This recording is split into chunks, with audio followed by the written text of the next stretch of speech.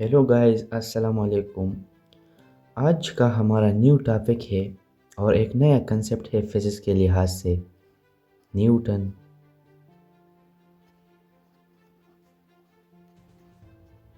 Laws of motion.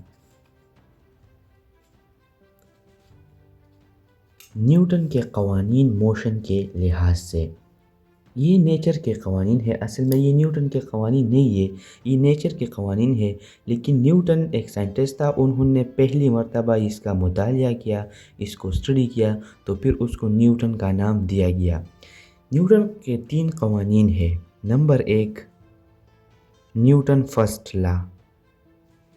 Newton first law of motion.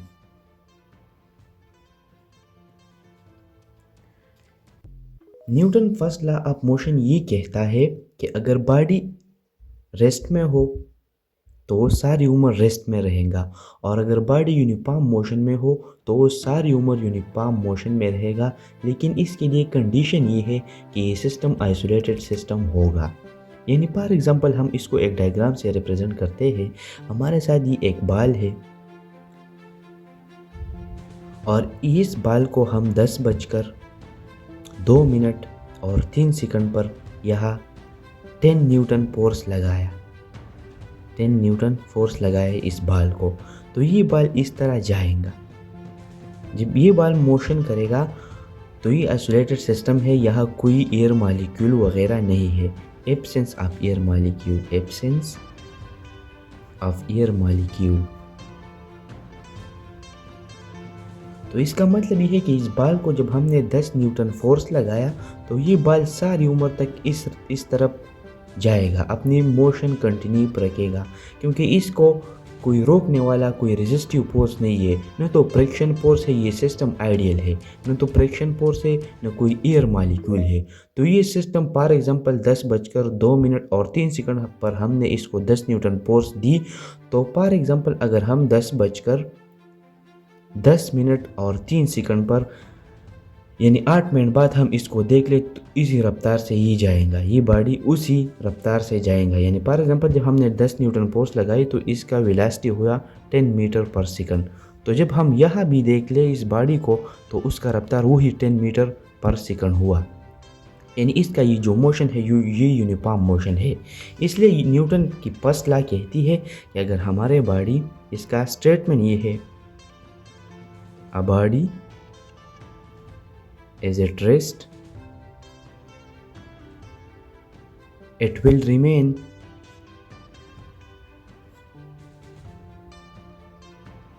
in rest without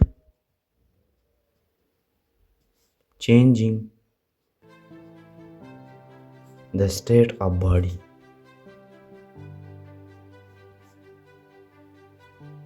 अभी without changing the state of body का मतलब क्या है? इसका सिंपल सा मतलब ये है कि net force acting on the body is equal to 0। Net force acting on that body is equal to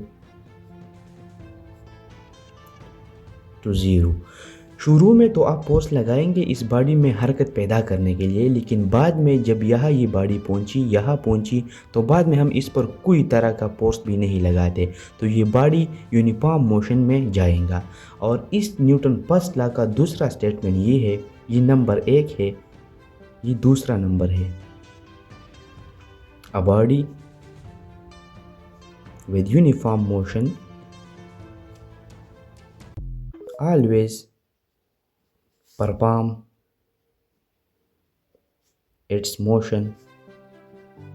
ये हमेशा के लिए अपनी मोशन कंटिन्यू रखेगा until you don't stop it with another resistive force। इसका मतलब ये है कि अगर बॉडी यूनिफॉर्म मोशन में जा रही है,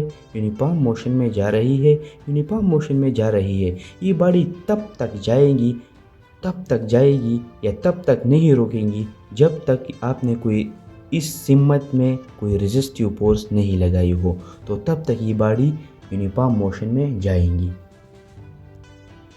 न्यूटन फर्स्ट लॉ का मैथमेटिकल फॉर्म ये है,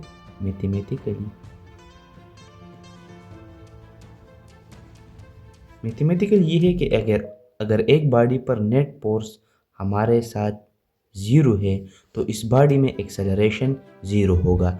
अगर एक्सेलरेशन ज़ीरो होगा तो इसका मतलब ये है कि ये बॉडी तो या यूनिफॉर्म मोशन में है और या ये बॉडी रेस्ट में है।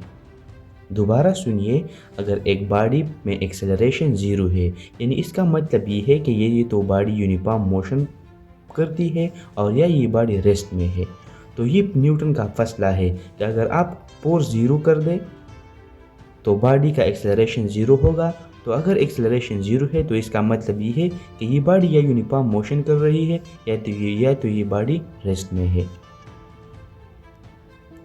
न्यूटन फर्स्ट लॉ का दूसरा नाम है law of inertia. Newton first law is also called law of inertia।